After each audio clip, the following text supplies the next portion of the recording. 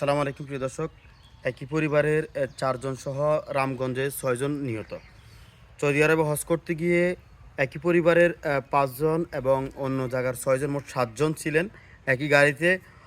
সেই সড়ক দুর্ঘটনায় একই পরিবারের ৪ জন এবং অন্য ২ জন সহ ৬ জন এবং একটা বাচ্চা যে স্ক্রিনের সামনে দেখতে পাচ্ছেন, সে এখনও জীবিত আছে, আইসিইউতে আছে। সবার কাছে অনুরোধ করব দোয়া করার জন্য। আর সবাইকে অনুরোধ করবো ভিডিওগুলো দ্রুতভাবে শেয়ার করার জন্য, কারণ এই লাশগুলোকে দেশে আনতে হলে অবশ্যই প্রশাসনিকের নজরে যেতে হবে এবং প্রশাসনিকভাবে যোগাযোগ করতে হবে। তাই সবাইকে অনুরোধ করব এই ভিডিওগুলো বেশি করে শেয়ার করার জন্য। আর প্রিয় দর্শক, ঘটনাটি ঘটলো লক্ষ্মীপুর জেলা রামগঞ্জ উপজেলা ১০ নং ভাট্রা ইউনিয়ন। একই পরিবারের ৪ জন ব্যাপারী বাড়ির নিহত হয়েছে। তো আসলে দর্শক, আসলে এই ঘটনাটি আসলে অত্যন্ত দুঃখজনক। যে এই ঘটনাটি আসলে হৃদয় বিদারক একটি ঘটনা, এমন একটি ঘটনা আমরা আসলে বিভিন্ন ঘটনাগুলো অনেক সময় শুনতাম যে সড়ক দুর্ঘটনা বা গাড়ি অ্যাক্সিডেন্টে অনেক সময় দেখতাম প্রবাসে অনেক মানুষ কত কষ্টে মারা যায়। কিন্তু আসলে সিসি ক্যামেরার ফুটেজটা দেখার পর আসলে এতটা কষ্ট লাগছে যেটা বলার মতো না। বিশেষ করে যে ফুটফুটে তিনটা সন্তান রয়েছে, একটি সন্তানের বয়স ১.৫ বছর, যে সন্তানটি বাবাকে সর্বপ্রথম এই সৌদি আরব হজ করতে গিয়ে দেখছিলেন। কারণ বাবা সৌদি আরব ছিলেন, মা সহ তারা সৌদি আরবে হজ করতে গেছিলেন। বাবার কোলে এই প্রথম হয়তো বা বাবার কোলে উঠছেন, বাবাকে পেয়েছেন। কিন্তু এটা যে শেষ চাওয়া, এটা যে বাবাকে শেষ পাওয়া, এটা কখনো আমরা সেই কল্পনা করতে পারি না। প্রিয় দর্শক, আসলে এমন হৃদয় বিদারক ঘটনা যখন দেখতে আসে, আসলে আমাদের নিজের কাছে অনেকটাই খুবই কষ্ট লাগে। মনে আছে আপনাদের লক্ষ্মীপুর চন্দ্রগঞ্জে আসলে একই পরিবারের ৬ জনের একটি মৃত্যু ঘটনা ঘটছে, সেটাও আসলে আমরা আপনাদের মাঝে শেয়ার করছিলাম। আজকে কিন্তু আমার পাশের গ্রাম, পাশের বাড়িতে আসলে এমন একটি ঘটনা ঘটে গেল। একই পরিবারের চারজন নিহত। আসলে দর্শক, আমি শুধু একটা কথা বলবো, সবাই আল্লাহর কাছে দোয়া করেন।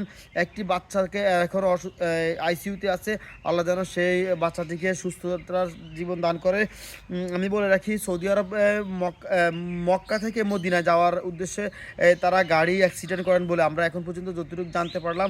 আর যে ঘটনাটি ঘটছে সেটা হলো লক্ষ্মীপুর জেলার রামগঞ্জ থানা ১০ নং ভাট্রা ইউনিয়ন পড়ছে সম্ভবত। টিউরি বাজার থেকে এদিকে আসলে একটি ব্যাপারী বাড়ি বলে।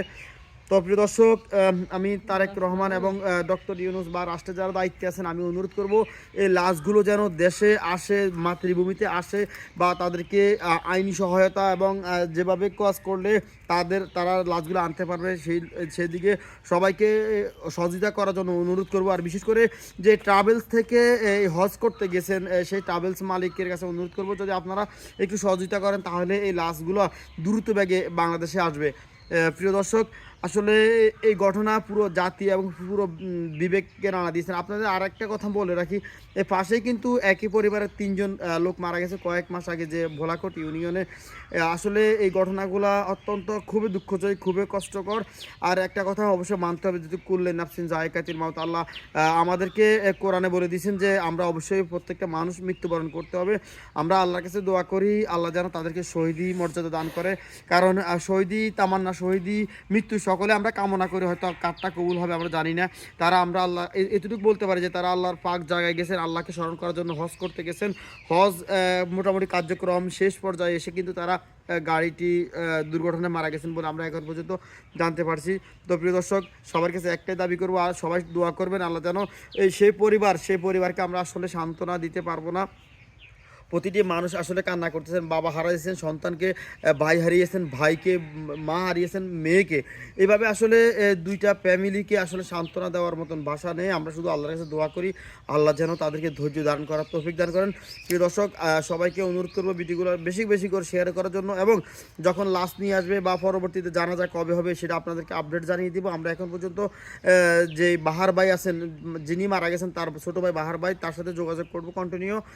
সবাইকে অনুরোধ করব ভিডিওগুলো শেয়ার করার জন্য। আর একটাই জোর দাবি জানাবো, যত সোশ্যাল মিডিয়া আছেন, নিউজ আর পেপার আছেন, সবাই একটাই নিউজ করবেন যেহেতু লাশগুলো দেশে আসে, মাতৃভূমিতে এসে তাদেরকে দাফন করা যায়। প্রিয় দর্শক, ভালো থাকবেন, সুস্থ থাকবেন, আল্লাহ হাফিজ, আসসালামু আলাইকুম।